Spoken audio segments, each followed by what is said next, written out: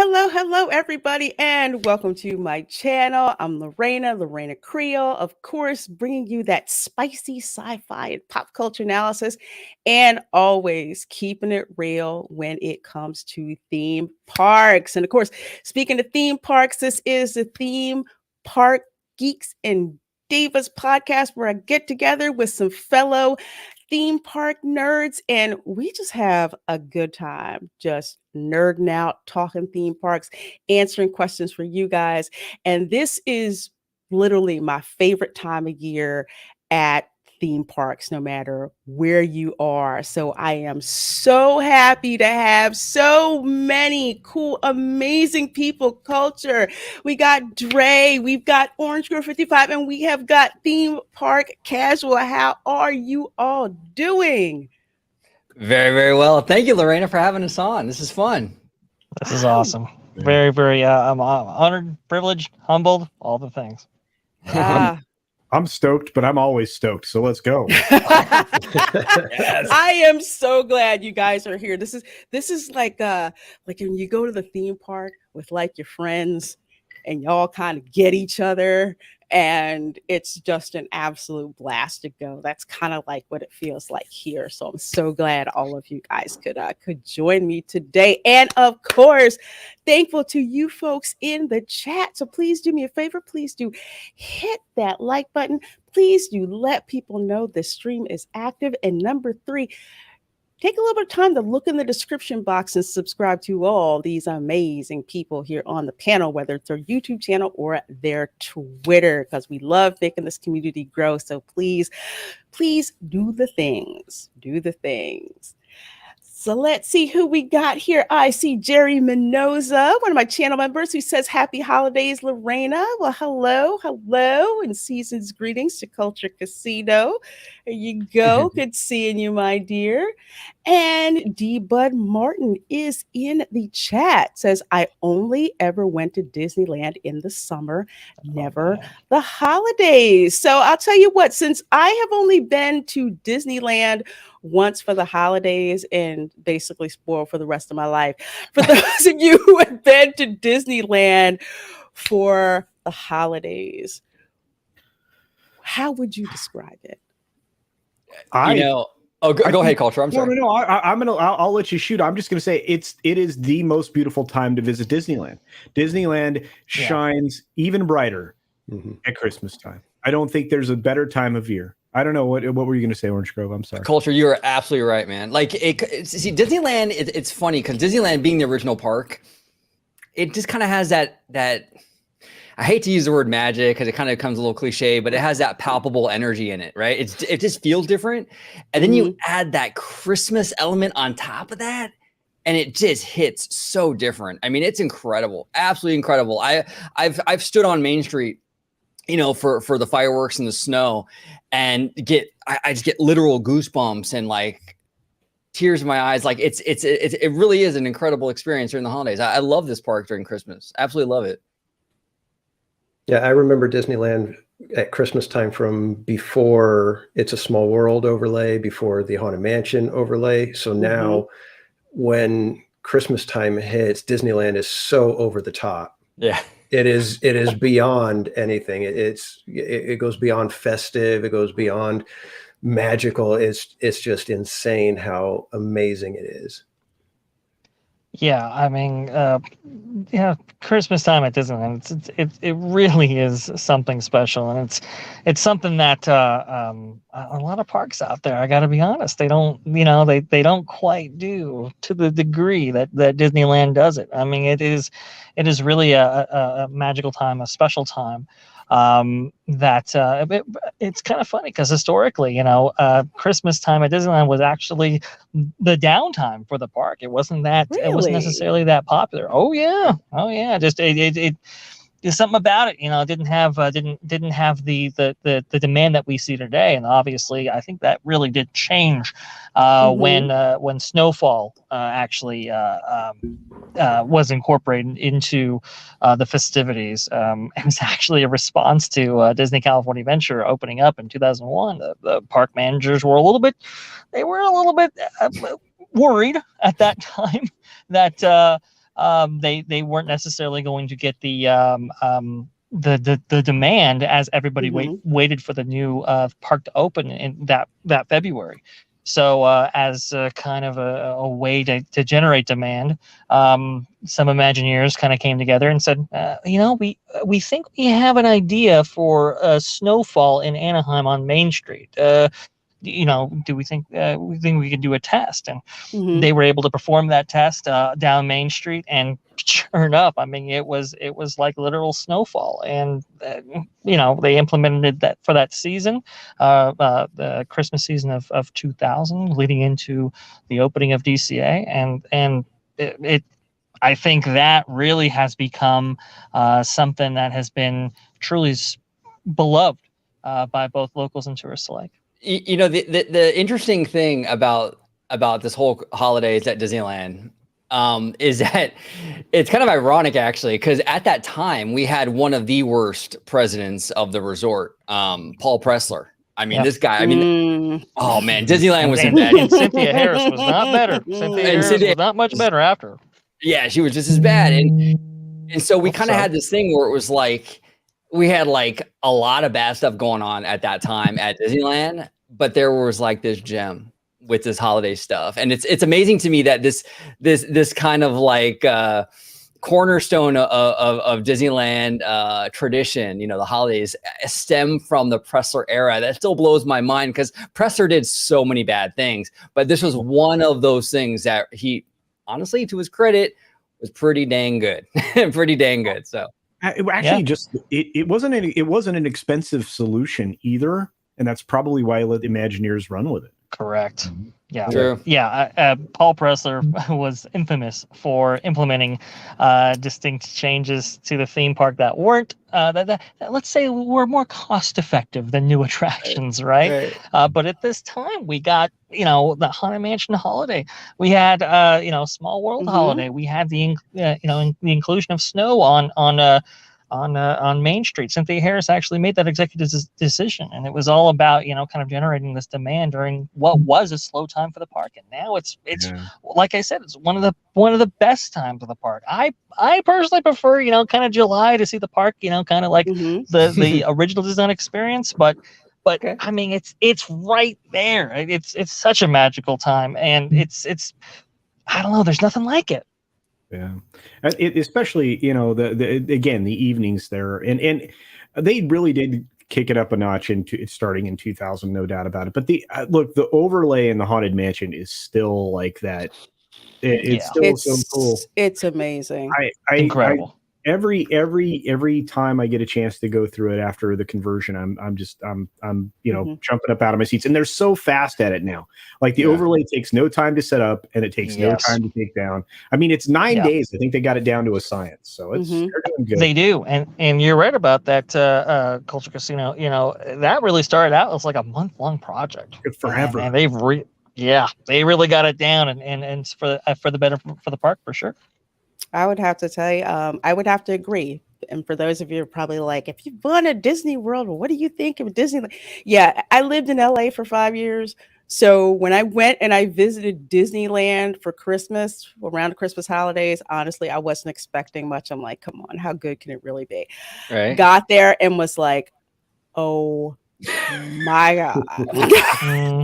I converted you, huh, Loretta? I can't even tell you, because it's like, let's give respect where respect is due. Disneyland is the original. You got to do that. It's like when the patriarch comes to visit, you have to homage appropriately. But it totally is in a whole different kind of level. That's just absolutely flipping, amazing. I love Disney World at Christmas too, but it's like, it's very different. It's extremely different. And Christian DeLorme, thank you so much for that $10 Canadian super chat. 10 loonies and 5 toonies. So thank you. It says bonjour, my belle reine Creole. I thought I should chime in and congratulate you on your stellar choice of YouTubers you surround yourself with. Love from Canada. Thank you, my Fantastic. dear. Thank you. I'm blessed that they're here and, just having a great, great, great time. So thank you so much for that generous super chat and amazing, amazing compliment. Let's see. Got 14 new folks in here. Let's see who we have got down here in the chat. Oh, and thank you. Christian Delorme has a member chat. 3 months a member at Suave Society level, and kudos to you on your lovely French. So thank you. Studied it for 5 years. Have Quebecois ancestry by way of Louisiana, although Louisiana French can kind of, it's not as pretty as not as pretty as French, but Yeah, well, it works. It's a country thing. It's a southern country thing. And Nice. thank you, Theme Park Wizard, for subscribing. Says Disneyland, specifically the holidays are best. Dude, don't get me started on Halloween time. Oh yeah, yeah. Don't get me started on Halloween time. And man. there's some interesting stuff about that too. Some people say Disney California Adventure does Halloween time, whereas Disneyland does Christmas time better. So Yeah. it's an interesting dynamic here. DCA is a little small park, right? But I have such a soft spot for DCA. I mean, I really root for that park like crazy. It's the underdog. It's sitting in the shadow of the legend, Disneyland, right? But Halloween, DCA absolutely does better. And New Year's Eve, I think DCA does better. Really? Both of those, yeah, I think DCA has it. Christmas, Disneyland owns that market for sure. Yeah. Well, it's funny that you say that in why a lot of people do root for the underdog there. Remember, it's just terrible beginnings. Again, I mean, Oh yeah, That's true. Very true. That it replaced at the time, and I was like, oh, look at all this off the shelf stuff. And there were some unique rides, and we talked about that several times. But I think you're right, though. I think DCA shines in the fall, but the winter is owned by Disneyland. And I think the other thing I would like to say is Magic Kingdom can try with Christmas. It just isn't the same. And if I hadn't have gone to Disneyland, I would be ready to fight you. But in a good way. Well, it's really unfortunate because Mickey balloon fight, but having been there, now I agree with you. I'm sorry. Go ahead, Dre. I do apologize. I don't mean to step on you, buddy. I know people can't necessarily see me, but it's unfortunate because Walt Disney World has gotten rid of so many great things. The Osborne Family Festival of Lights. I mean, that was huge, right? That was a huge part of that business. I have dozens of hours from that last year video. Of the last year of the Osborne's Family Lights. It was very disappointing. I mean, people don't even understand the loss, right? That was. I didn't even know about it myself. I never was able to see it, but when I was doing research and history on it, I was like, wow, this was really something, and it really was a I mean, it was a tradition for people from all over the country who frequent Walt Disney World to go and to see those festivities, along with a plethora of others that used to occur both at Epcot and Magic Kingdom, and now that's kind of been stripped away, and it really is unfortunate. I'm really surprised that Hollywood Studios hasn't found like another area of the park to do a similar offering with lights and. I'm really surprised about that. I mean, it was such a big deal, and just completely and just to completely forfeit that whole concept is really sad. Really sad. It was a huge deal, and I'm glad you guys brought that up because I actually found a video because you can talk about it. Hey, Slither and Hobbit, I'm kind of going through saying hi to people real quick. You can talk about it. You can reminisce about it.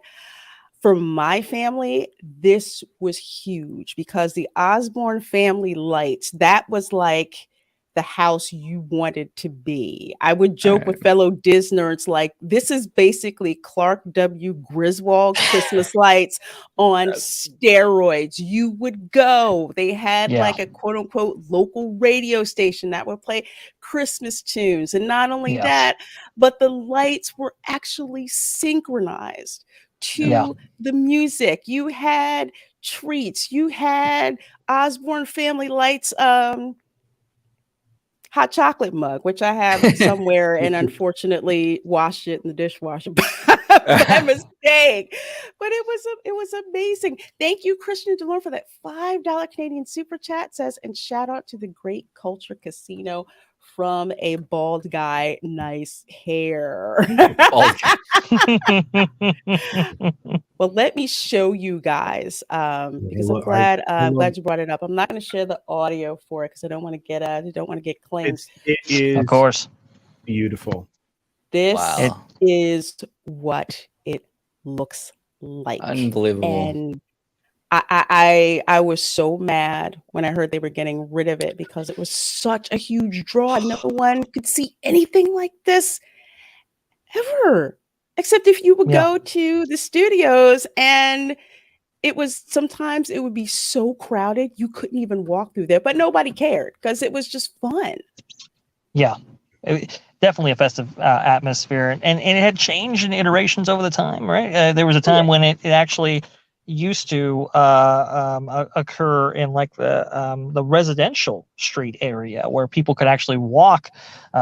This is when they had the old tram back in Disney's Hollywood Studios history, or at that time it was MGM Studios, right? And you can actually walk the part of the tram route where these kind of residential houses actually were, and they were made up in lights using the original Osborne infrastructure, which was interesting. And that story is a whole thing right there that you can get into. But it was kind of adapted over time, and obviously it took over the Streets of America, and it's hard to describe to people just how transformative that was for a lot of folks, and they would make it an annual tradition to come back and see these lights, and Disneyland would add on to it constantly. They got various sponsorships in which they improved the technology and so forth. It was really a phenomenal, just an outrageous display. And there are managers today who kind of like they dreaded having to take away Streets of America simply because of the business that this would bring in every single holiday season. But they still regret it now that they don't necessarily have a place to put this on, because I mean, it really did generate the demand for the park. And it was busy all the time. I mean, I walking down here, and the thing that you don't see here in this video, and this is a beautiful video by the Diz. If you want to watch this, go check this out. It was well done. Yeah, but absolutely. There are little nooks and crannies. You would walk down an alleyway, and there would be a scene with Lady and the Tramp, and it would be all decorated. There was all kinds of different things that were added off to the side, little nuances, little touches, and that's just that at that time. That just showed just how much difference there was in all those types of details in this Christmas thing.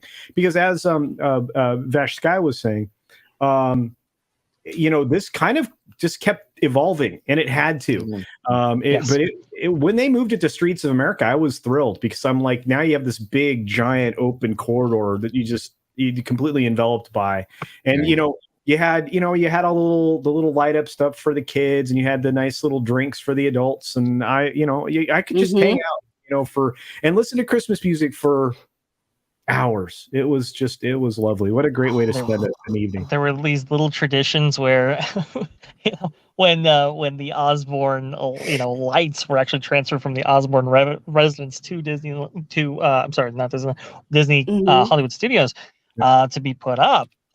Part of the Halloween display made its way there as well, because it was so disorganized, and that's where the kind of the purple cat came from, and it was like, well, maybe we can include this or whatever, and it became kind of this tradition. Where are they going to hide the purple cat, the Halloween cat this time, and so forth? And it was just all this little kind of like little details and so forth that made it really, really fun.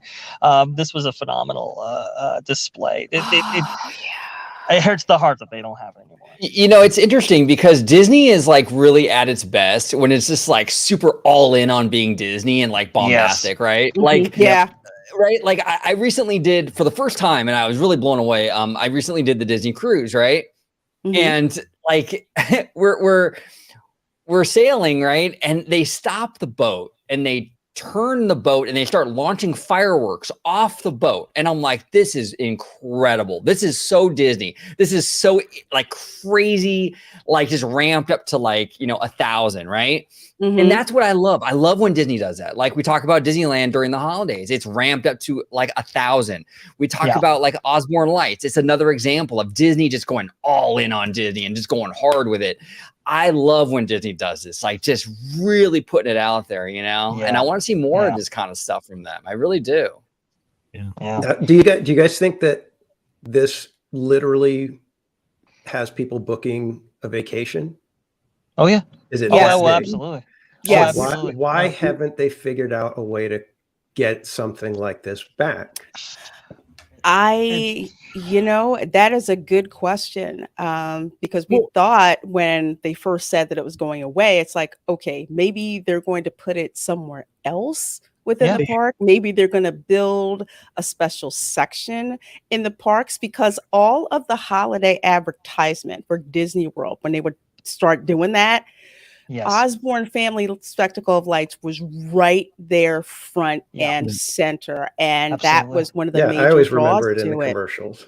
No, you're right, TPC. And I always thought that with the revamp, a lot of the final fleshing out of what they were doing at Disney Springs, kind of coming to when this thing was going to be coming to an end, I felt like the natural location for this would be at Disney Springs. Yeah. And that's an interesting idea.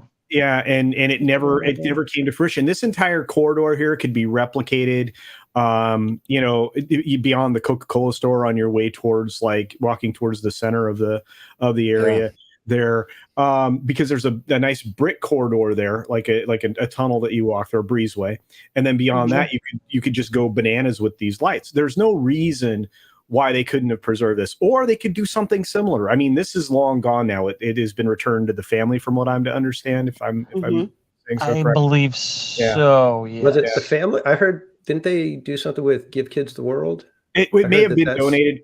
I know there is a Give the Kids the World thing. Yeah, Night of Lights. Yeah, I thought that's what I had heard way back when, but I can't be positive. You may be right. I mean, we do have the Night of Lights that Lorena's talking about. I think you've been there, right, Lorena? Have you been to that? I haven't had a chance to. I snoozed on tickets, so they were sold out by the time I went. But I think there's an opportunity there, and it is a huge draw. It's just like the snow on Main Street at Disneyland, right? And we had a question in the chat. I'll just address it real quick, and then I'll be quiet for a while because I've been talking too much. But it is not. There's not real snow there, Jerry, or anybody else is wondering. It's bubbles. It's very dense, glycerin added bubbles, soap bubbles. Snow. They call it Snope. Yeah. So that's how the effect is achieved. It's like Culture said, it's launched off the rooftops of Main Street onto the street using Snope, as we call it, right there. That's exactly what it's called. Yeah, Snope. Yeah. Yep. It's backlit so that it really gives that effect at night and stuff. I mean, it actually is pretty convincing. If you kind of squint your eyes on it. Cool. People are looking around like Florida, and there's wet and there's snow, and people are just they still just think it's cool. And even if you're from up north, they're like, yeah, I know it's fake, but it's warm, and this is really a cool effect. And it's amazing. I think it looks that way because of the gel mix from the lighting. I think that's where it's at. It's backlit, and there's backlit. It's with these color gels that actually make it like sparkle like it's snow. It's really cool. I love it. It's just cool. And then you get it, then you get it on you, and you're like, oh, okay. Yeah.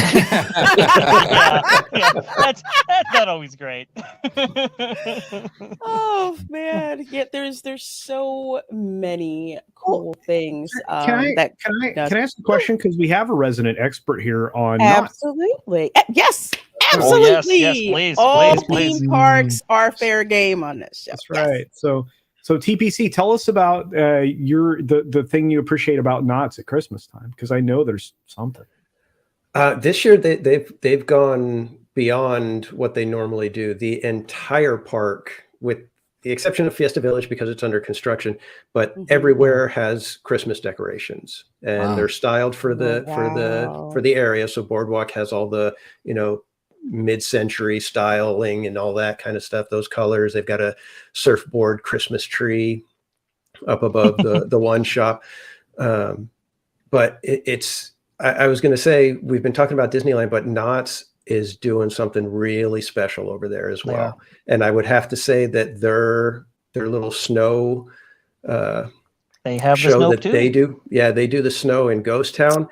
And I would say that their presentation is actually better than Disneyland's. Wow. Yeah. Bold words, Wow. Casual. Whoa. Yeah. Being Disneyland there at Christmas time. Yes, and I've done both of them at Mhm. multiple times, both places. I've been up at It's a Small World for Disneyland. I've been on Main Street at Disneyland.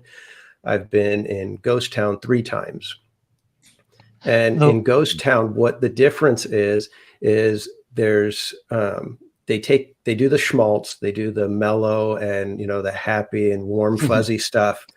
Right. But as soon as that kind of starts to dissipate and everybody's kind of, okay, we're doing the Snope and everybody's smiling and having fun, it becomes the dancing lights on all the buildings. Yes. And it's upbeat music, and it just turns everybody back into this party atmosphere. And you just start seeing families laughing with each other and people interacting. And I mean, there were people dancing at Knott's Berry Farm. Wow. So it's beautiful. It's so much fun. I don't know how they did it, but it's like that perfect little dip into the warm fuzzies and then just launch you right into a celebration. It's spectacular. It is absolutely well done. That's really smart.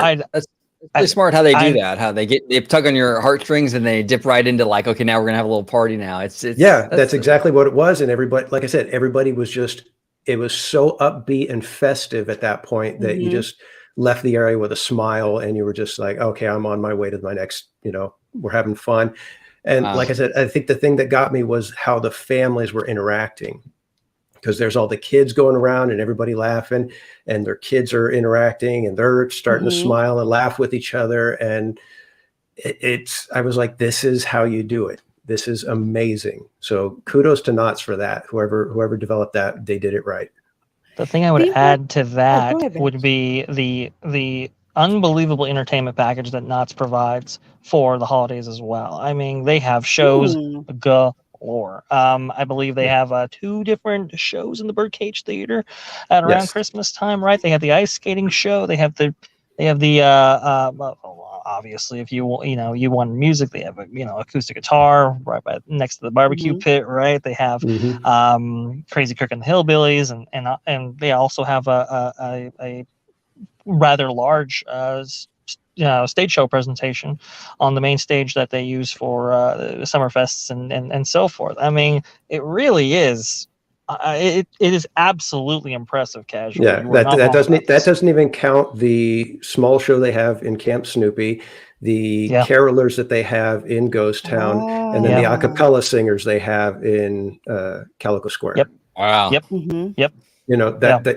The stage production that they have at the Calico stage is bonkers. Absolutely bonkers. I was winded just watching it because it was like a nonstop show-stopping number. Every act was just, as George would say, balls to the wall. It was just crazy. It's like there was one tiny segment in the middle where they do a little bit of a soft, ballet section, but then other than that, it's like I said, big show-stopping number the whole time. It was just amazing. And Casual, for those Disneylanders out there,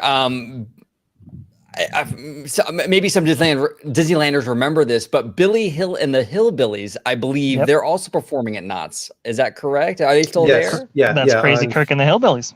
Crazy Kirk and the Hillbillies. Okay, cool. Now, do they do like a holiday show or anything, or like? They incorporate some Christmas songs into their silly bluegrass send up, if you will, and. The only bummer about it is it's Friday, Saturday, and Sundays that has the full lineup. During the week, it's very truncated. So Disney was stupid for letting them go.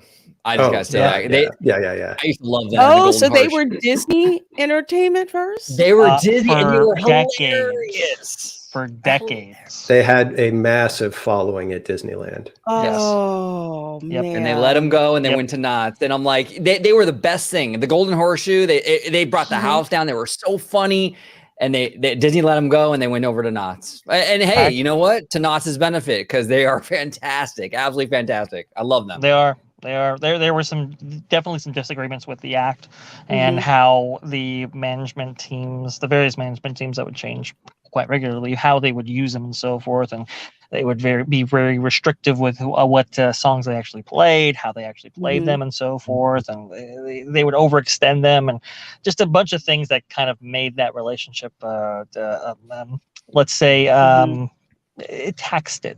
I'll say that. And there was a point where.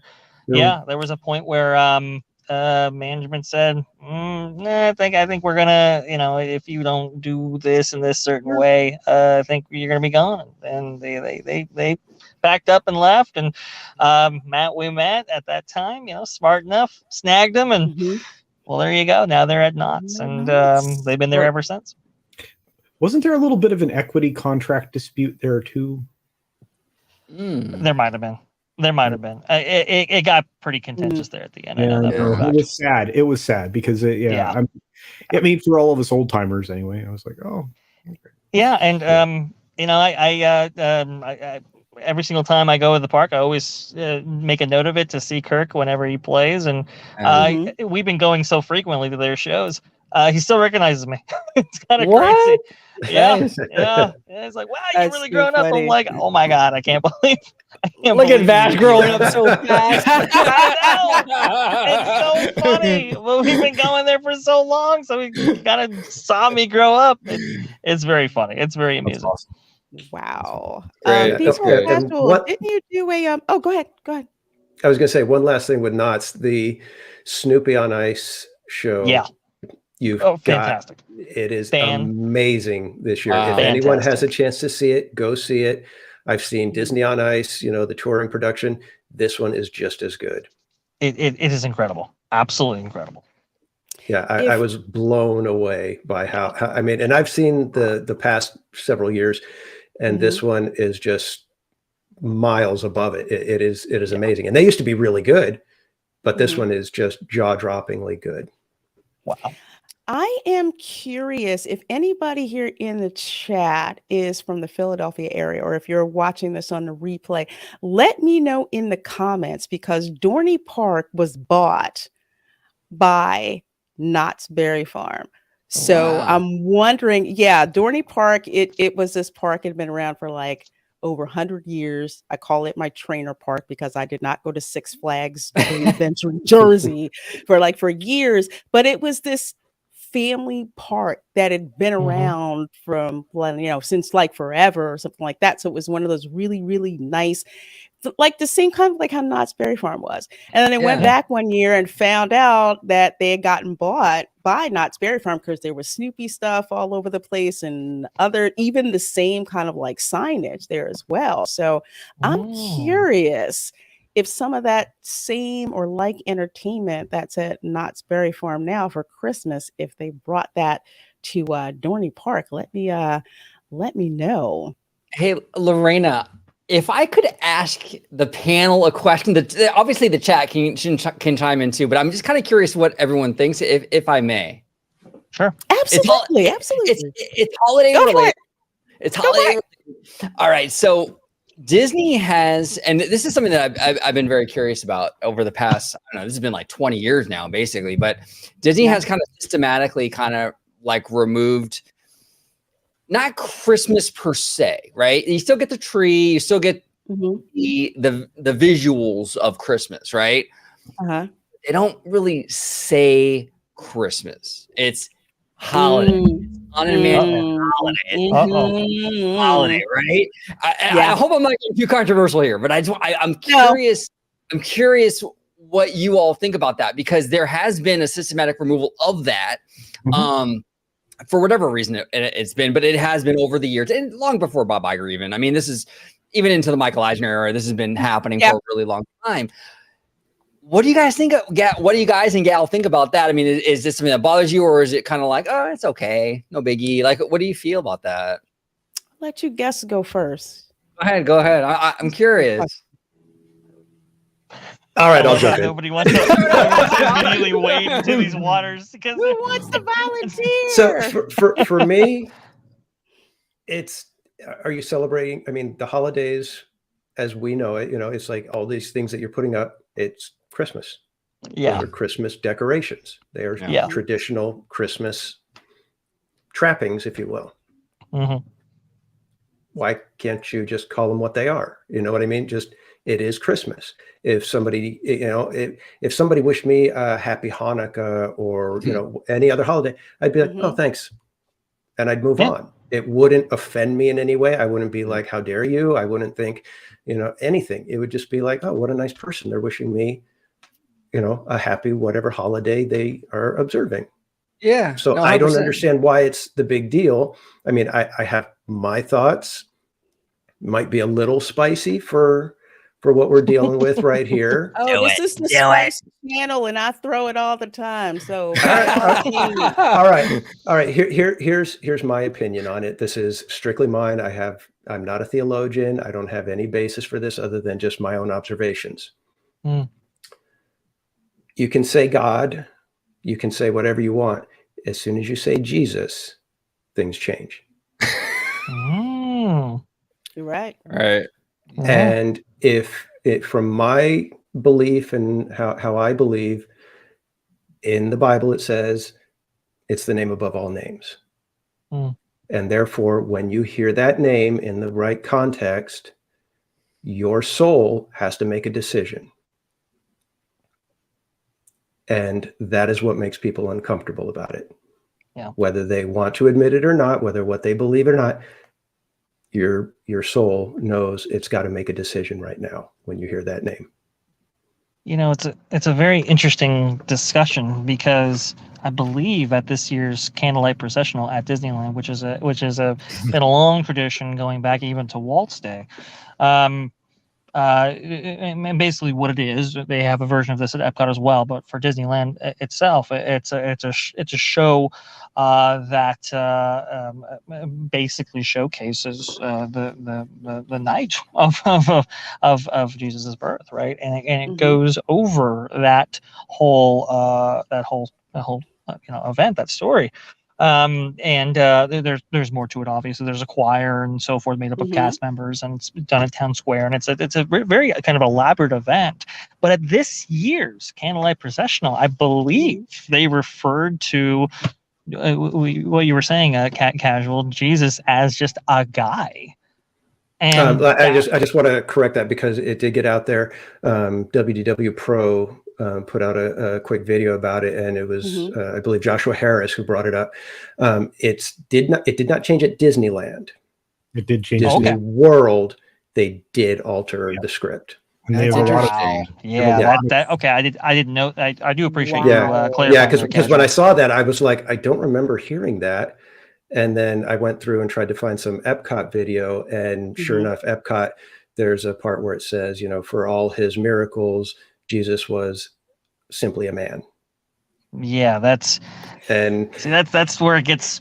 That's where it gets really kind of tough there. And there was a lot of very secular humanist type of speak in the rest of the script, and it was as a Christian, it would be, hey, wait, that's not exactly accurate. Trying to welcome in others, fine. They might just look at it as fluff. Yeah. But it was extremely, to me, poorly written, especially when you have it up against the actual, verbiage from Scripture. It's really, really rough. Would we do this with any other religion? Right. And that's a good question. That's a very good question, because one of the reasons, and I'd been going to the Candlelight Processional for like over a decade. It was something that like my family loved to go to. And I remember my mother, and this was like maybe 15 years ago, she was like, wow, I can't believe Disney is actually still allowing this to go on, where they totally, between the scripture, between, being very bold and obvious about the deity of Jesus. I mean, they told the whole story completely. Yeah. And that was one of the draws to that whole thing, especially for some of us who couldn't attend Christmas Eve service at our home churches. So we would crowd into the candlelight processional.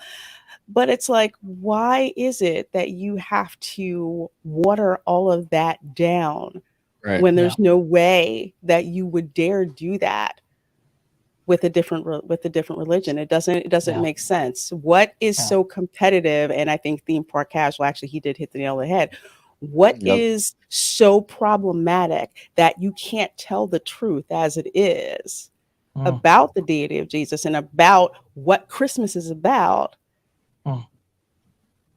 Why is that a problem? Well, and that's the issue, Lorena. I think that a lot of people have is that when it comes to these like kind of like these movements, right, where it's like inclusiveness, right, which I don't think anyone has a problem with including everybody, but like but it seems like there's this kind of political kind of trend where it's like we have to kind of take down this religion or this thing to build up this one. And you don't have to do that. We can celebrate Christianity. We can celebrate Jesus. We can celebrate that while also lifting up others. And it feels like a lot of people don't understand that. You got to knock this one down in order to raise this one up. And it's not true, you know? No, it's an argument that's being had about a lot of different things right now that are, intentionally there to create a divide. So I think you're right. But, we knew this was coming since October. The change in the script for the processional, including the one solitary life changes and all of that. Right. And of course, as part of that, there's in a certain version of the script it denies the divinity of Christ and all that other stuff. We could certainly get into that. I think Bounding Into Comics also did an article on this, and there's several other entities out there that have talked about it. I don't appreciate the changes.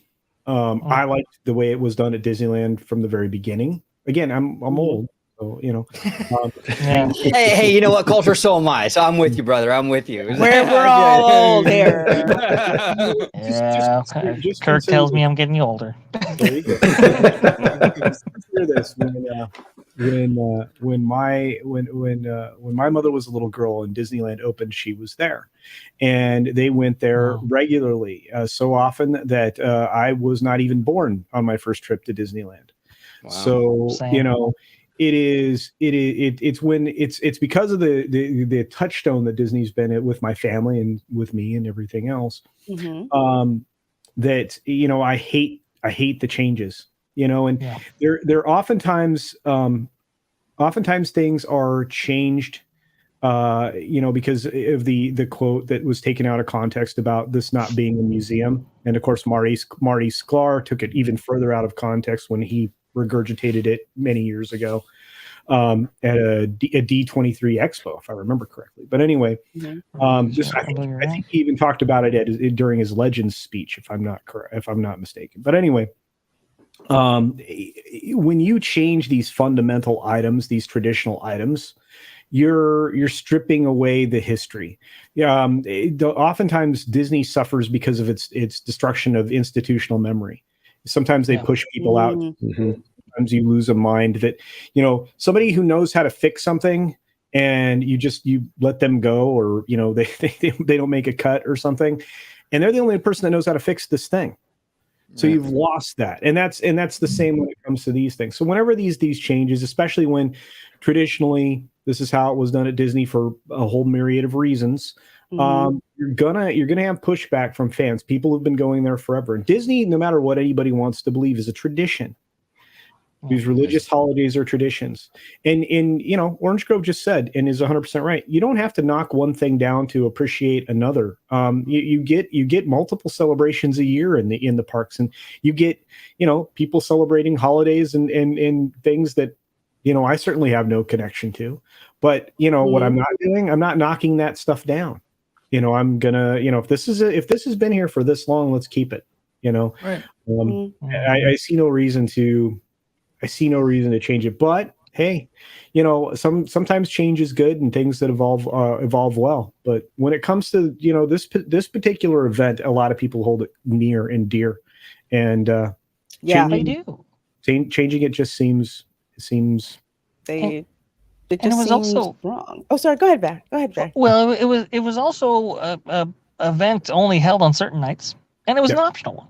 Yep. You know, I mean, you know, it was there was no compulsion there. And so, you know, why are we so compelled to change these things that might actually exclude and ostracize some? It is bizarre.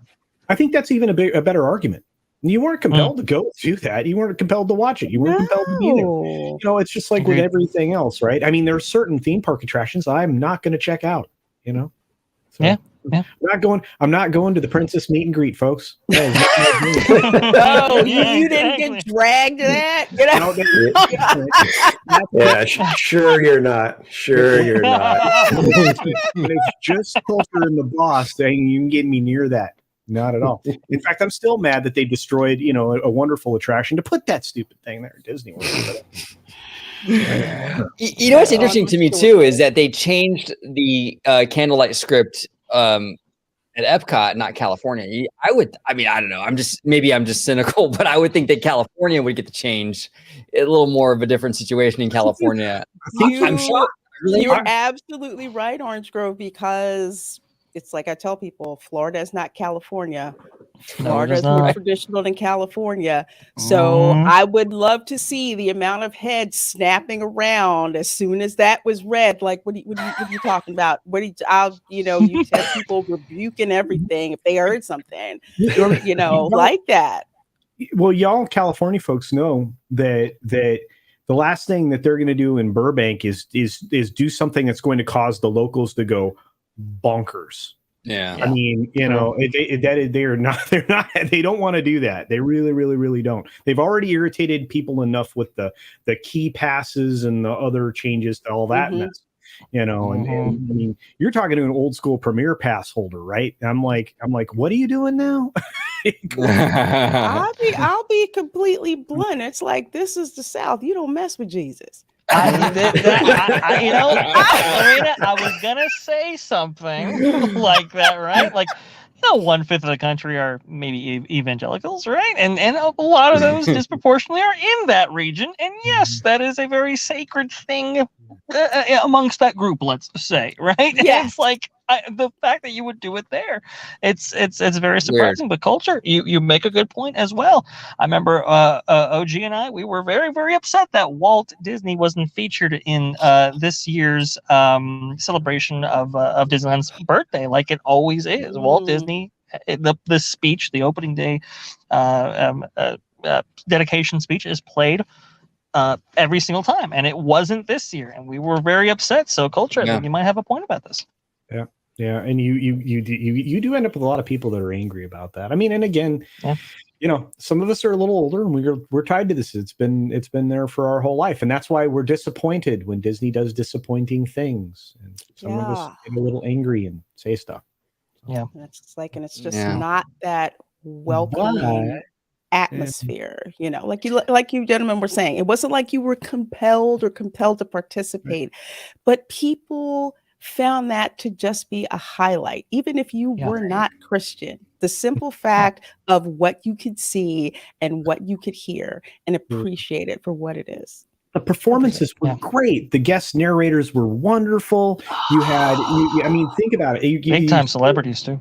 Yeah. Yes. Oh my gosh. I remember Gary Sinise. I got to see him twice. He is my favorite narrator. He makes it so personal. Well, and even NPH, right? NPH has been famously involved in the candlelight. Yes. You know, and all that. So, and he's got an incredible voice. And then you have the big choir singing Hallelujah. I know Handel's Messiah. I'm like, oh my gosh! Just to hear it, it's amazing. Yeah. Anyway, I'm sorry. I felt like I kind of brought us all down, and we're trying to talk about some cool stuff. No. But that is a very good point, you know, to make, because for a number of years, we expect for Disney Entertainment around the holidays, especially around Christmas, to just be, hey, this is what it is. everyone come and enjoy. And when you make fundamental changes like that, people are not considering where they did it. That's just what blows my mind. It doesn't go over well. But it doesn't. But now, that's okay. Here's another question. Let's go into another little spicy topic. Ooh, okay. I haven't been to Disneyland for the holidays since I think it was 2012 when we let our APs go. And then we came back in 2016, 15, 16, 17, somewhere in there. We went for the holidays, but we didn't bother with the parade. Okay. This year they had the parade was going, and I was on a live stream doing it. I was checking it out, and Santa in the parade was black. Mm-hmm. How do you guys feel about that as a change? Because when I saw it, I didn't think anything of it because the guy was Santa. I'm not sure I've ever seen anybody be Santa the way this guy was Santa. Seriously, I was like, this guy is really Santa. I think this is really Santa. He was that perfect for the role. Yeah. So I'm curious, is something like that akin to what they're doing with the candlelight? I'm gonna go out on. I'm gonna say no. For me, this is a reason. I grew up in the suburbs, so the joke amongst me and my friends was like, "Is Santa white?" Wait, no. If we go down the city, that particular mall, Santa's black. Okay, go over to the other particular mall, Santa's Puerto Rican. So we're just like, whoever he is, he has to be all things to all people. So right. Let's just make sure all of our bases are crossed and we go visit all of them and do that. And here's the interesting thing. Kids are just like, I don't care, long as he brings me presents and he knows my name. So I think because Santa is an international phenomenon in a way. I don't think people would really think twice. It's like, oh, okay, Santa's black. Okay, yeah, whatever, he's cool. All right, fine. Does he have the laugh down? Is he big and jolly? Does he have 6-pack abs? I did see a 6-pack ab Santa in LA. That was so darn wrong. We don't want no Channing Tatum Santa, you know what I'm saying? No, we don't, as long as he is, it doesn't matter. Even in Putnam County, Florida, oh God, Palaca, Florida, a little small, nobody knows about it in Florida. It's where my family's from. They have a Christmas parade and Santa's in the fire engine. Some years Santa's black, some years Santa's white. They just care as long as he throws candy. They really don't care. Oh, right. But to me, that's doing inclusion kind of the right way. Like I said, when you get the right actor for the role, you're not going to even think about it because it's like I said, I was sitting there going, my God, this guy is really Santa. You know what I mean? But I don't know. And again, I mean, I understand that it's mostly, it came out of a particular region of the world when we got all these, the Santa myth or whatever. Yeah. But I don't know. I don't know that it would really honestly matter. I don't think it ever has. I think I remember back in the 80s. Remember 80s television? Yeah. There were a lot of Heard black about Santas. it. There's a lot of black Santas in those shows. I'm just saying, I don't think anybody cares. And that's, it's like if you do it the right way, you're 100% right, TPC. If you do it the right way, nobody cares. And that's, I mean, it's not going to throw me off at all. It's more like, are you rocking the belly? Because I think Santa's got to have a belly. That's why I right now have a belly. Absolutely. I do agree. Myself personally, I'm a little bit of a traditionalist, right? And I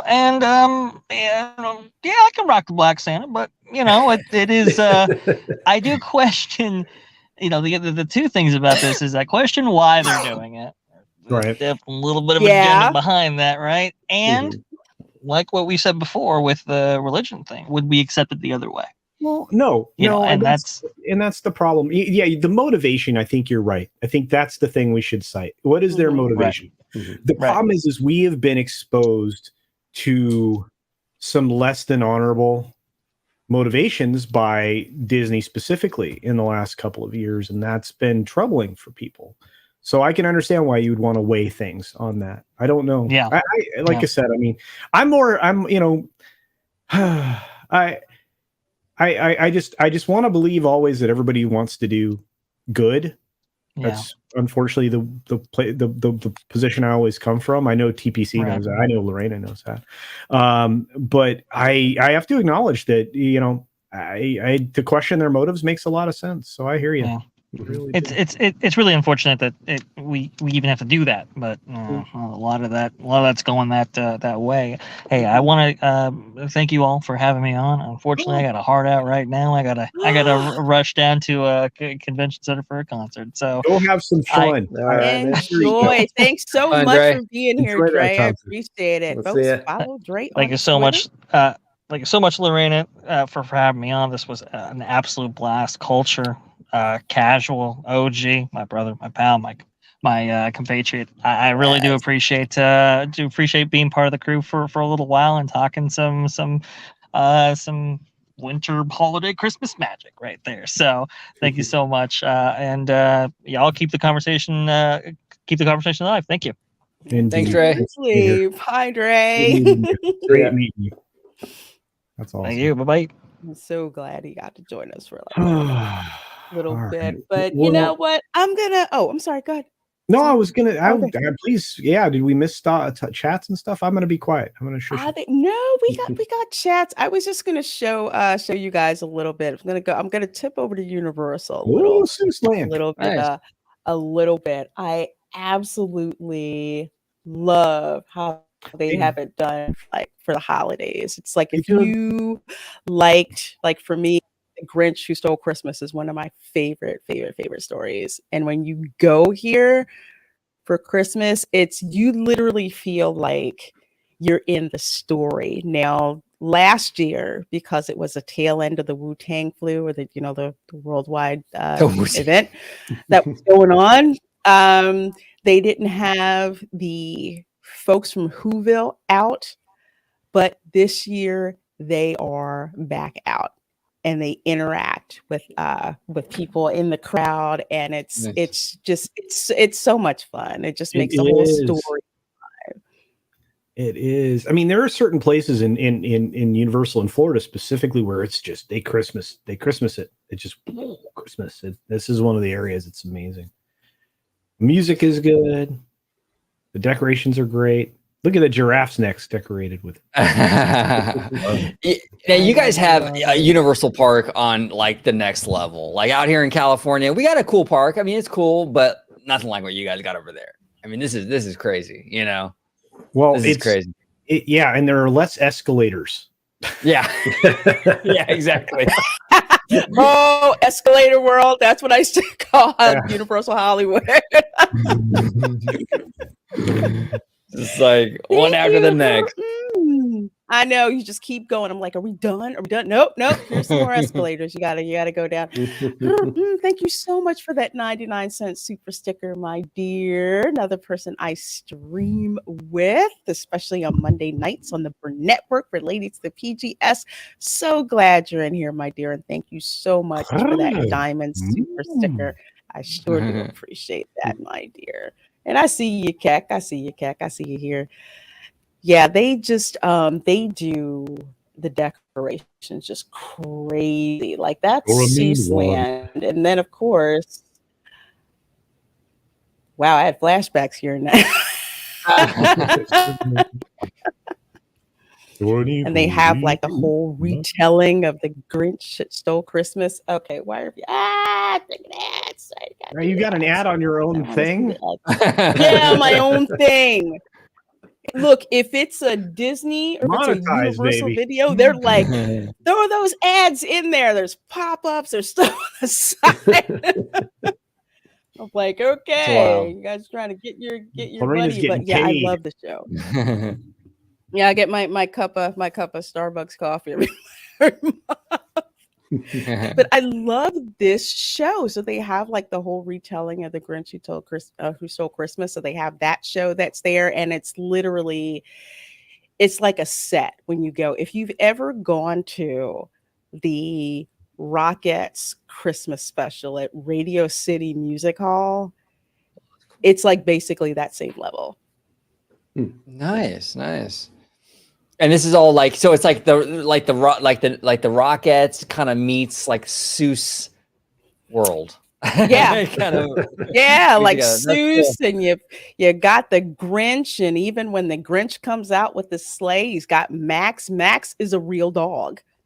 Oh, that's cute. I'm a dog person. I love with his trainer, right? Right around with him. But yeah, Max is a real dog. It's awesome. It definitely is a fun show. They've got some great stuff at Universal. They really do. They really do. That Great. Christmas at Hogwarts. You did the whole thing, didn't you? Yeah, I recorded the whole show last year, so that's up that's up permanently on on my your channel. Excellent. All right. Yeah. So I have to record the show this year. I haven't had a chance. I'm gonna have to slide over there and watch it here. I'll have to put stuff on I'm not gonna make it out for Christmas. Oh man, you can live vicariously through all of these. This guy who does the Grinch, oh my God, he's amazing.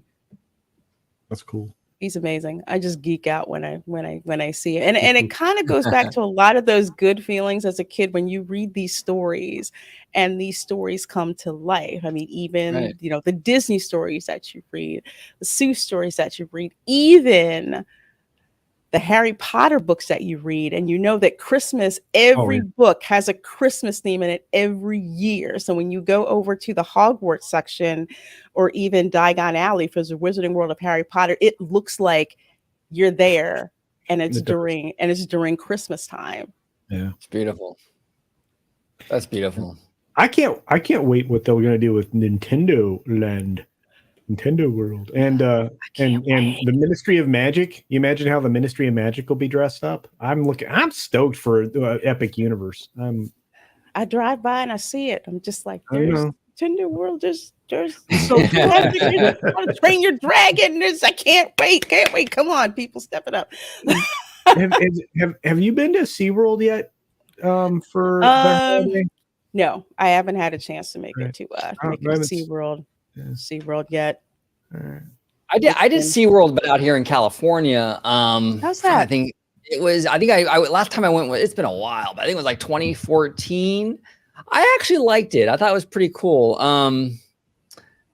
It was interesting. I like nature, I like animals.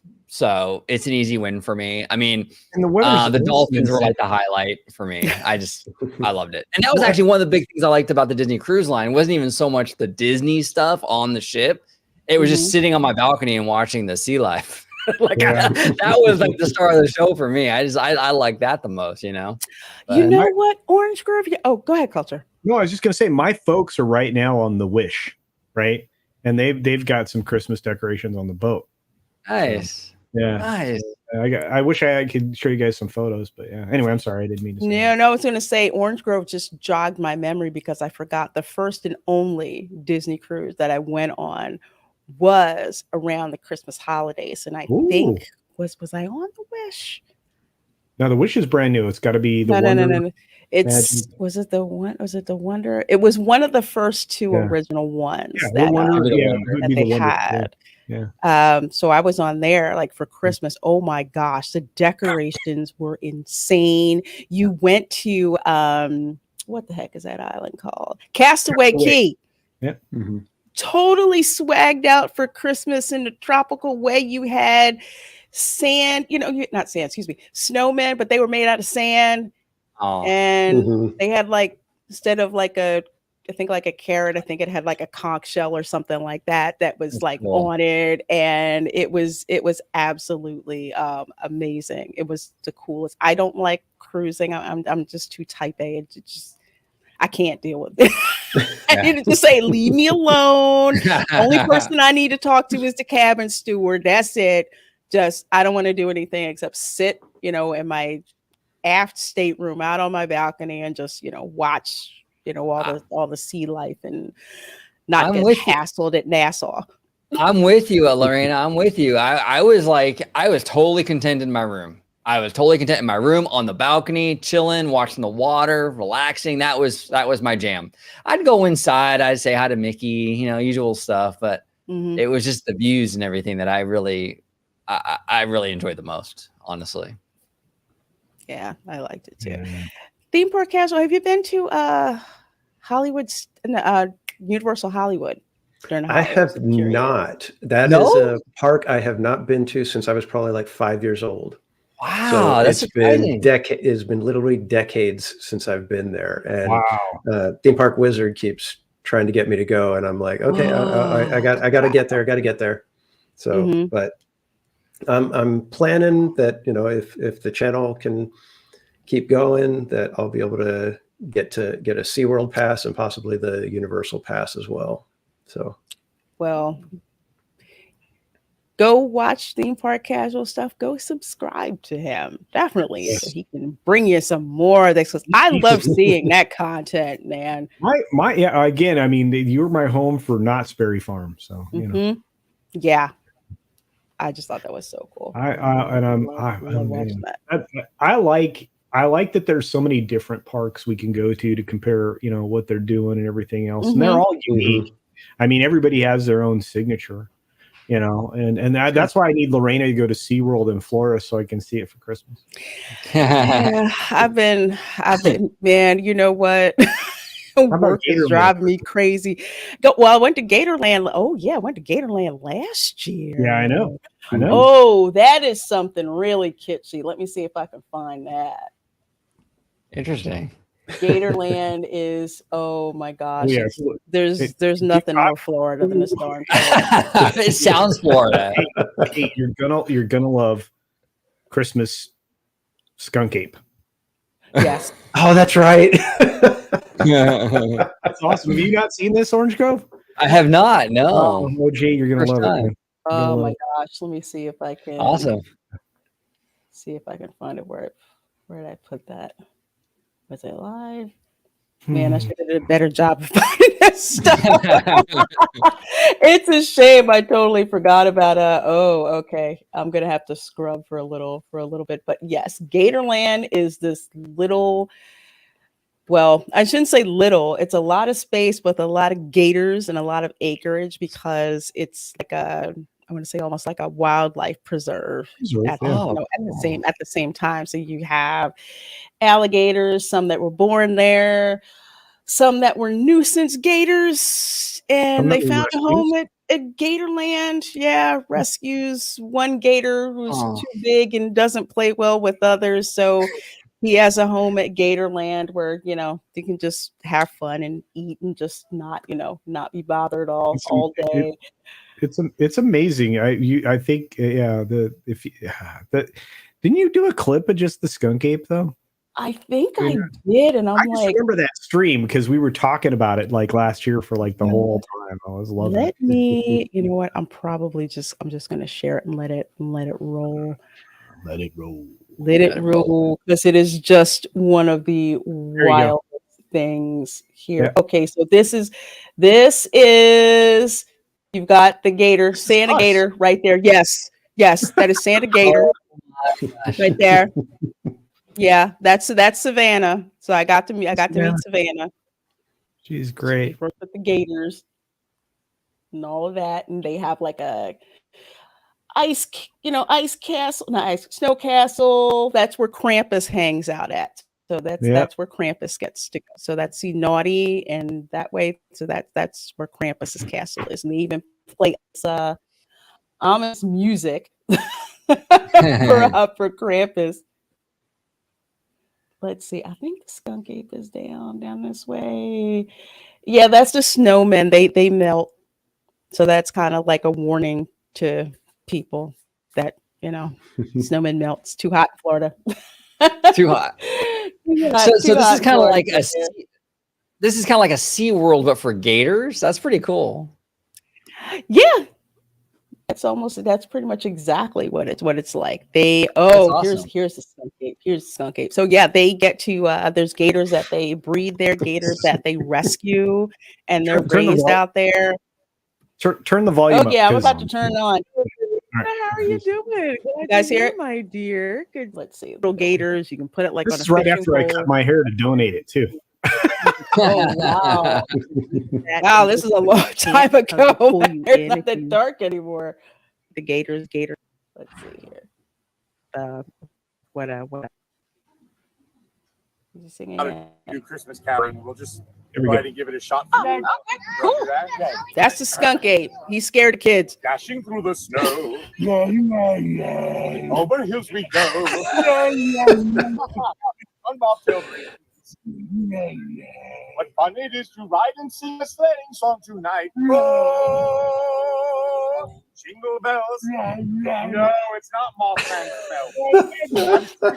I love it. Calm down. Calm down. Ready? They got And this we're back in the Christmas spirit. Can we try again, please? Do it the way we rehearsed it. All right, here we go. On the first day of Christmas, my true love gave to me, and a partridge in a pear tree. On the second day of Christmas, my true love gave to me, good, and a partridge in a pear tree. On the third day of Christmas, my true love gave to me. No, you're improvising again. It's 3 French hens, not 3 otter pelts.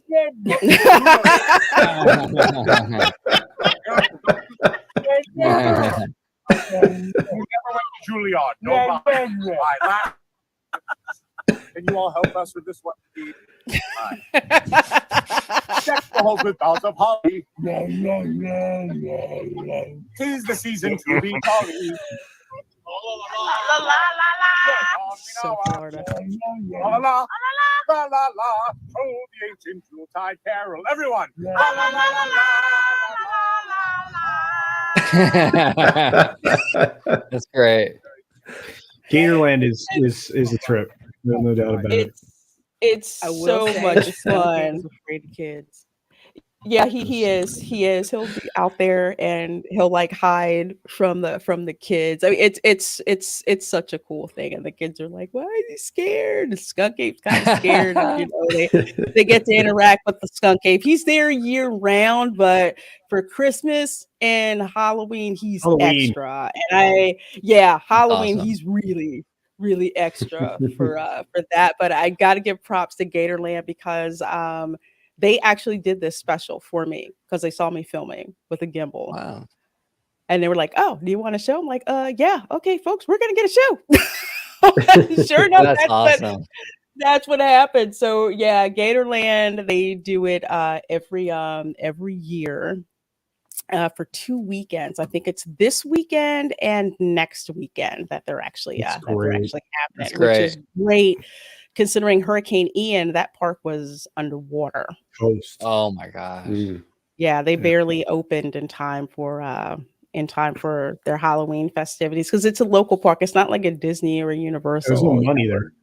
Mm-hmm. Yeah. And they're great. If you ever get a chance, OG, call their customer service number. Yes. It's a trip, dude. I'm gonna try that. I'm gonna try that. If you're having a crap day, call that number. Call the number, and if you're feeling extra, listen to it in Spanish too. Yeah. Oh, yes. That is so good. That's great. They really, like I said, I mean, that's a family park, and you have a few of those in Florida, but that was probably the best of them all, in my opinion. So. Yeah. Now, how close is that to like Disney World? How far are we talking? Is that kind of in the same proximity, or? No, it is about, I would say, if you're so let's say if you're at the Magic Kingdom parking lot and you take the tolls, it probably take you about 15 to 20 minutes to get there. So it's not very far at all. It is, I want to say, about 10 miles southeast of the Disney parks. Interesting. Wow, it's not too far at all. That's interesting. Yeah, so it's actually the first theme park in Central Florida. So before Disney showed up, they had Gatorland. So Interesting. Well, theme park casual, that's like our knots, right? Knots. Yeah, basically. Kind of started it all. I hadn't thought about it like that. Wow, but yeah. And then Rolf's like, well, there's all these orange groves in the strawberry field area. I'm just gonna buy a chunk of it and build a little family park here. A little family park. Little family park. And it's like, what's going on? And my mom was just said they were just like, they heard rumors and they weren't sure. And they were just like, is Walt Disney going to be building a park in Florida? I mean, they were excited because they would watch The Wonderful World of Disney every Sunday. Right. So imagine if you're in rural Florida with nothing but crickets and gators and cows and stuff, and you hear that Walt Disney is going to build a park in your state, supposedly. Yeah, that was a big deal. So those rumors, it was really, I was impressed how quickly those rumors got out there. Because of all of this land was being bought up by all these shell companies and everything, and just how that worked. In California, he wasn't stealthy enough, which is how you ended up with all that stuff being like cropped up around it, right? Yeah. Thank goodness that the strawberry fields were still intact to get acquired later. Thank goodness that he was able to acquire that big chunk of land where the parking lot is now that was going to be a boutique park. I'm still kind of irritated that didn't happen, but I'm curious, and I know this isn't on the subject, but you would know, OG, are they maybe you would know too, TPC, are they actually going to build the third park right next to the Pixar hotel or what? It's interesting because that's rumored, actually. That whole plot of land is kind of rumored for expansion of DCA and Disneyland. Yeah. At least that's the official, thing. That's what they're saying. The Toy Story parking lot, which is kind of adjacent to the Anaheim Convention Center, is about 75 acres. Yeah. That would probably be a bigger space for like a third park if they were going to do that third park. That was where they were going to do the boutique park that was blue skied for like Star Wars and some other stuff originally. So I'm just curious because I know that they were really thinking they were going to navigate around the hotels there in that parking space and navigate around the big parking garage that Mickey and Friends, right, and build a theme park there. I mean, have you seen the renditions? I have, of the Disneyland Forward concept and everything. Yeah, it looks pretty cool. I'm bullish on that Disneyland Forward. I really hope the city approves it. I really, really do. We'll see. We got a new mayor and all that, so it's really up in the air. But hopefully, Disney also, through a bunch of shell companies, also controls a ton of real estate. That whole Walnut neighborhood that's just on the other side of the hotels and the parking structure. On the other side of Walnut, they own a bunch of houses there. They own a bunch of houses under different shells that are actually managed by some property management companies that they own. This is all real quiet, stealthy. But that's been there for a while. Like they weren't very stealthy when they took over the carousel, right? No, but they're way more stealthy. So there's a bunch. I mean, like the majority of that neighborhood's actually of what is now currently rentals. That's actually owned by Disney. Most people don't know that, but that's fascinating. That's fascinating. Laughing Place actually reported just a few days ago, actually, that Disney's annual report noted that they have an extra 5 acres to Disneyland. I guess they reported an extra 5 acres to Disneyland Resort, but they didn't really get into detail as to what those 5 acres were. I wonder if that kind of speaks to what you're talking about, culture, where they're kind of stealthy, like snatching up properties and stuff. And I don't know. I think they're referring to. I think they're going to take out the trailer park that they bought. Oh, okay. That might be what they were referring to. Okay, interesting. I'll see if I can find the maps and stuff and try to figure out if that's 5 acres. But that would seem about 5 acres to me. Okay. Cool. Dylan, there's still talk from what I hear. On the north side. Yeah. They've been talking about doing that northwest add-on for Magic Kingdom for a while. They were talking about it for which is why that's why they were considering moving Small World. They were going to relocate Small World and open that all up to get to all that land back there because it's a lot. In fact, that's one of the stealthy ways if you want to avoid paying. It's such a southern thing. You are so right. You can actually navigate your way stealthily into Disney World parking by going up through the north area and coming back down from the south. Like you're going to go like right next to the Bay Lake Tower and Magic Kingdom, going from north to south down towards that, and then loop in and then loop into the parking area. But yeah, just pay for the parking if you're going to park. Yeah. Honestly, if you do drive up there, you'll note there is tons of space up there that they can redevelop. Well, folks, we got like about 7 minutes left. I know time always flies in this show. Figured we'd maybe go around and kind of show like the little, holiday Christmas swag that you have. This is one of my favorite things. Let's see. I should probably take this off and then put this on. Yes. Do you know how much money I get offered every time I wear this to the park? Because I have one and my sister has one. And we would go to the parks and just like, where'd you buy that? I'm like, we bought it years ago. I'll give you $75 for it. No. Well, I thought about it, but I'm just like, no. Oh, you dare, Lorena. No. And it makes me mad because this was freaking genius. Yep. And they only sold them 1 year. Yep. One year. And it seemed like everywhere you turned around, somebody had the Stitch the Christmas ears. I love it. I still have my Mickey one. My Mickey Santa ears. I think I've worn them on this show before around Christmas. So maybe on one of the upcoming shows I will. But they do that sometimes where they'll just sell something one time and they won't go back to it. I don't get it because it would have been so much money. They had this one, they had a Tigger one, and I think a Tinkerbell one, which I have in storage somewhere. But this one, I kind of feel like I need security when I wear it out. That's one of those things you go back for if you have a fire. Oh crap! Yes. Yeah, exactly. Exactly.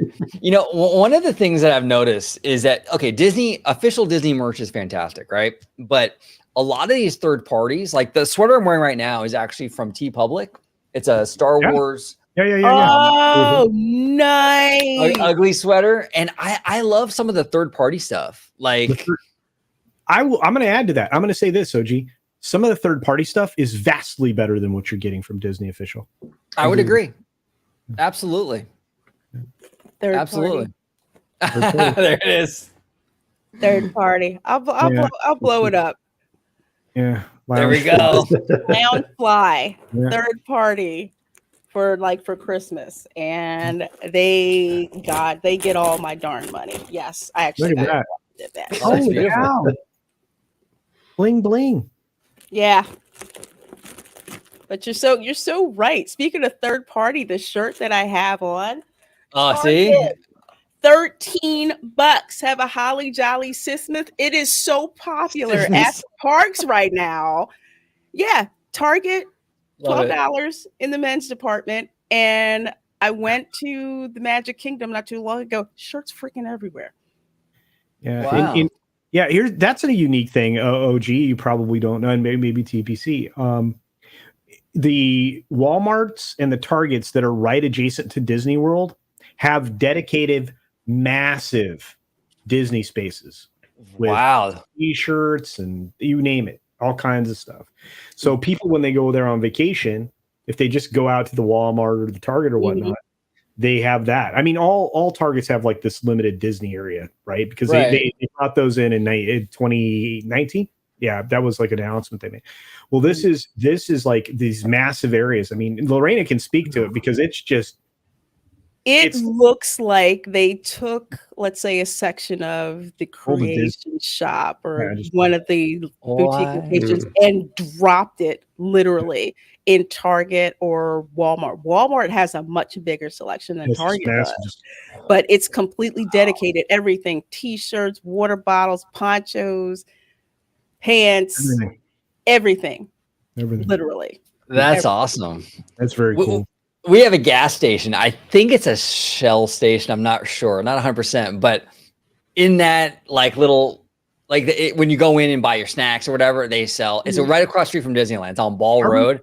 Oh, Ball. Okay. All right. Yeah, Ball Road. And they sell a ton of Disney stuff in there. It's like the whole place is Disney. It's crazy. Oh wow. Oh, so it's crazy. You on the north side where cast member? Yes, exactly. Right. Sorry, I'm trying to orient myself there because there's another gas station down Harbor on the other way in from the, like you're headed towards the convention center. Anyway, I'm trying to. Yeah, this is on that cast member side. Yeah, it's crazy. It's like a Disney store in there. It's wild. That's cool. I'm gonna have to go in there now. Now I'm like, okay, I'm gonna check it out. But no, but there's a lot of great third party stuff. My favorite third party that's on property at Disney World is in Disney Springs. It's called Uniqlo, and they have a rotating gear that changes, like as far as the t-shirts and all that. They're all designed. It's very Japanese. It is very cool. Lorena, you probably can describe it better. It has the biggest neko that's in there. You know, the cat that waves at you. It's like about 15 feet high. What? Are you serious? I'm dead serious. Yes, cool it is That's the biggest wild. one they have when you walk in there. It's like unlike any other Uniqlo store. You walk in, there's a lucky cat, huge lucky cat waving at you, and a ton of Disney merch with a Japanese flair to it. Oh, I love that. My two favorite. Like, I love Japanese culture. I love Disney. You bring those two together, you got OG. I love it. This time of the year, you go in the bottom floor on the east side. They have cubies that you walk in, like they're just cubies full of t-shirts. They have tables full of t-shirts and sweatshirts and all that, and it's really cool. And they only have a few Uniqlos in the United States. I think there's like New York, LA, and a few places like that. But this one at Disney Springs knocks it out the park. That's awesome. Absolutely fabulous. Theme park casual. Is there any special locations you like to get like holiday merch at? I actually have a holiday shirt that my wife got me. It's from a third party. I think it was from TeePublic or one of those artists, and it's Peanut style, but it's a Santa Charlie Brown, kind of like leaning against the doghouse, and instead of Snoopy, it's the shape of Snoopy, but it's a reindeer. Oh, that's cool. So it's a cute little send up of Peanuts. And then I also have another one that I love wearing to Knott's Berry Farm. It's Andre the Giant from Princess Bride, done Peanuts style. And underneath it says, "Anybody want a peanut?" And I was like, that is perfect. That's great. Oh my gosh. That is the first time I wore it, there was like 5 or 6 of the Knott's Berry Farm team members that were just like, "I love that shirt. Where'd you get it?" So now does Knott's, they have like a licensing deal with whoever owns Peanuts? Is that, and it's been going on forever, right? Yeah, since I believe like 82 or something like that, 81, 82, when they started with that. Because when Dorney Park was bought by Knott's, I think in the early 2000s, that's when we started to get all of the Snoopy, all the Peanuts characters, because they were not there before. So they have them there and this now. is the 40th anniversary of the Snoopy on Ice. So I think that was the start of it in 82. Dylan, I have not been to Nobles Park. I know of it. It has some of the most disrespectful theme park treats that you can ever try. It is notorious. I'm embarrassed. I have not made it there, but every person I know who goes to Nobles and Clownfish TV, they'll talk about it too, because they've actually been there more times than I haven't ever, but they've been there a lot. Everyone talks about just all of the food that is definitely not good for you, but you got to have it at Nobles Park. It's small family theme park. It's people literally wait for that park to open in the spring. It is one of those. I want to say I'll say it's as famous in a way as Cedar Point. Cedar Point's more famous for, for like their roller coasters. I have to get there one day. Noble, hashtag Nobles meet up. I'd rather go to Nobles than Six Flags. Just saying. I don't want to go to Jersey. We're gonna have to go into we're gonna have to do a show on what's happening with Six Flags, because it's kind of sad. So oh yeah, their CEO is out of control. Like their CEO is like, not good. What? Oh, yeah. Man. I mean, I joke about Six Flags, but man, that place used to be around ever since I was a kid. So again, that was one of those parks you trained at before you got to Disney. that was like the dry run. If you lived, in the suburban Philly area, it's like, okay, we'll try this out of Six Flags, and then we're ready to go to Disney. But folks, as usual, time flies so much on this show. We just have fun hanging out, talking, having a great time talking theme parks. So thankful for all of you guys for being here, and of course watching this on a replay. And I kind of want to go around real quick, let you guys shout out your channels and what you have going on. So we will start with Orange Grove 55. Well, Lorena, I want to thank you so much for having me on your channel, Culture Casino. It was an absolute pleasure. Theme Park Casual, love you, brother. You can find me on YouTube at Orange Grove 55, where we talk all things theme park, but we also dip a lot into like the spicy corporate stuff with the Walt Disney Company. But did a lot of video, a lot of videos on Bobby Chapek, doing a lot of stuff on Iger now. We dive into that. We dive into film, TV, streaming, just everything really. But we focus mostly on that theme park kind of world. And again, YouTube, Orange Grove 55. Yes, and a link to this channel is in the description box. Theme Park Casual, what you got going on? Let folks know about where they can find you. Well, again, thank you for having me on here. It was a blast. It's always an honor to be on with all of you. But you can find me on YouTube at Theme Park Casual, on Twitter at Theme Park Casual, and I'm hoping to be back at Knott's Berry Farm this week, and then Disneyland on Disney California Adventure on Sunday. And then in January, I'll be hitting the opening for Minnie and Minnie's Runaway Railway at Disneyland. Oh, you are going to love it. You're gonna love it. I love that attraction more than I did Rise of Resistance. I was so excited for it. Yes. Yeah, I'm really looking forward to it. Theme Park Casual to experience it. Yeah, and it's less likely to break down. True. But Rise of Resistance is always down. Down. Yeah, and you have Kylo B mode. That's what they just call it. But speaking of which, I just noticed in the background there on Theme Park Casual's shelf is a character totem. Oh yes, this one right here. Which one? That has Humphrey, Donald, Goofy, and Mickey. Is from Wilderness Lodge. Yeah. Fantastic. I love it. Oh, yeah, fantastic. That's my dream resort, to be able to stay there. Oh, I'm gonna have to hunt that down. it's amazing. I'm gonna have to hunt that down. I have a dining reservation at the Wilderness Lodge at the Whispering Canyon Cafe. So make sure I take some extra pictures for it. Yeah, and ask for ketchup. Oh yeah, I already know you're gonna do that. Right. God, it's hilarious. I love it. Well, I'm Culture Casino. I have a YouTube channel, I have an Odyssey channel, I have a Rumble channel, I have a channel. I have a DIY channel, I have a gaming channel, and I don't have any sleep. But I just want to say thanks for having me on, as always, Lorena. This was a great pleasure. I got to hang out with a lot of the people that really love theme parks for the theme park thing, and I like that we get to do this every once in a while. So keep it up, Lorena. And I'm gonna work on the bingo cards, I think, maybe. Oh yeah, for Sunday. Yeah. You just don't want me to sleep ever. It's like, nah, not Culture. No, right. No, not right now. Sleep is overrated. You know, who needs it?